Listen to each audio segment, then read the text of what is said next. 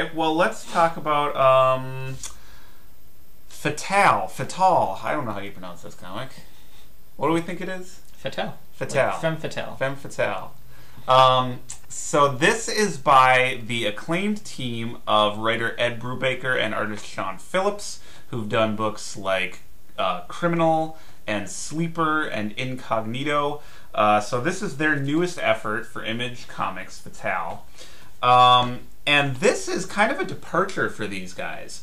They usually do crime books, or in the case of Sleeper, or I guess Incognito, kind of superhero crime books. This one, it attempts to bring in elements of the horror genre and be somewhat of a horror book. It's kind of a difficult book to describe, too. The plot is rather complex. And you're not, again, first issue, not quite sure what it's ultimately going to turn into. So the story starts with a young man who is attending the funeral of a deceased writer whose estate he has become the executor for because his father was friends with the writer. At the funeral, he encounters a mysterious, beautiful woman named Jo, who the writer had a relationship with, she says, her grandmother. But then as it goes along, you find out that this woman is more than just a young woman, right? So let's see. Then the guy goes back to the writer's house, discovers an unpublished manuscript. The house is invaded, and the guy is attacked by these mysterious kind of hulking Men in Black type figures, who the girl rescues him from. There's a horrible car accident. The guy loses a leg in this accident. And then we move into a flashback where we find that the writer had been investigating the corrupt police officers with whom the mysterious woman had a relationship. And the nature of that relationship is complex. She had served in a war with one of the officers, and there's all this satanic kind of stuff going on that they became involved in and aware of. So there's just a lot going on here. This woman is at the center of it, but it's unclear how it all connects. There's a lot of flashbacks within flashbacks within flashbacks here. So it's a difficult book to describe, but it's well constructed. Sean Phillips is extraordinary. Yeah, I think this is some of his best work. Yeah, I do too. I actually, I haven't read all of their stuff, or even very much of it. And it seems like he's just improved since I last really took a look at his stuff. And this comic has coloring by the great Dave Stewart, who does all the coloring for Hellboy. So it's just a beautifully looking book, really perfectly kind of constructed comic. So, contrast to this something like Whispers #1, another kind of pseudo-horror book. First issue, we don't really know what it's about, what it's turned into. This one, you can say all of those things are true as well, but I feel like they give you a lot more to chew on. It's a lot more intriguing. It's a lot more well-constructed. So, yeah, kind of like Whispers, I don't really know where this is all going, but it's certainly interesting.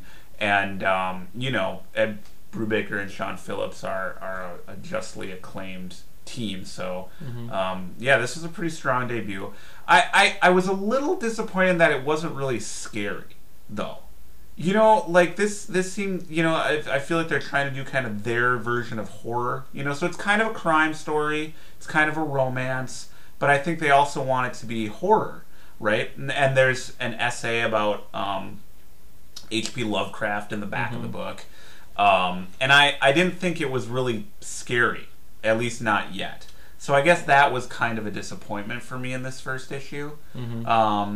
But it was definitely a good comic. And I'm sure that fans of this creative team would enjoy it. Yeah.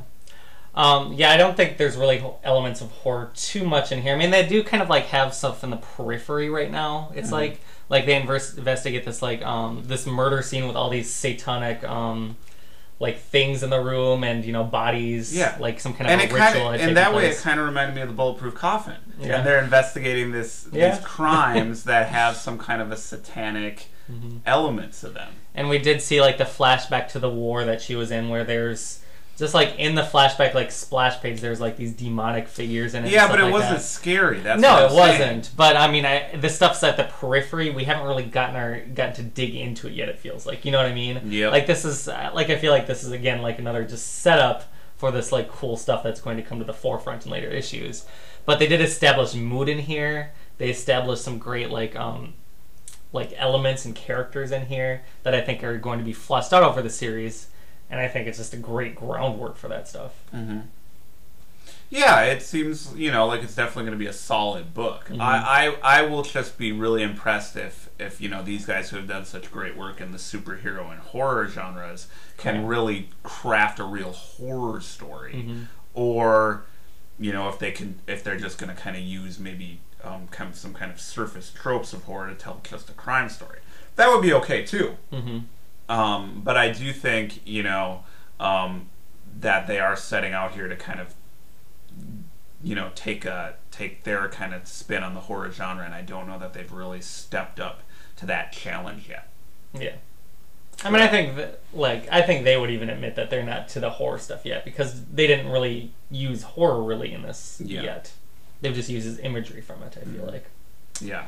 Yeah, and Ed Brubaker is one, too, I think maybe like the Luna Brothers, who, at least for me, probably works better in collected editions. Because whenever I try to get into a new series by him, my interest kind of wavers after the first couple of issues. But I don't think they're badly done. I think it's just that, he constructs his stories in such a way that they maybe are truly better read, collected. You can get a better sense of what he's trying to accomplish.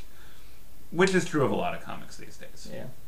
So, but definitely a good issue. I definitely I liked Fatale and would recommend it. Yeah, I would say like Prophet, Fatale, and Bulletproof Coffin Disinterred are some of the best single issues I've read in a while. So I think this is a very strong collection of debuts from Iamge Comics this month that they've come out with. Yeah, for the most part, I didn't like Whispers, but for the most part, these are good books.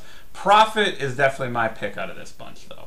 If you can only get one of these books, I would highly, highly recommend Prophet, number 21. Yeah, it's between Prophet and Fatale for me, but Bulletproof Coffin is really up there, too. Cool. Yeah. All right, I guess that's it for this week. So yeah, check out these books if you get a chance to, and we will be back in a couple weeks with another episode. All right, thank you very much for tuning in, and we'll see you later.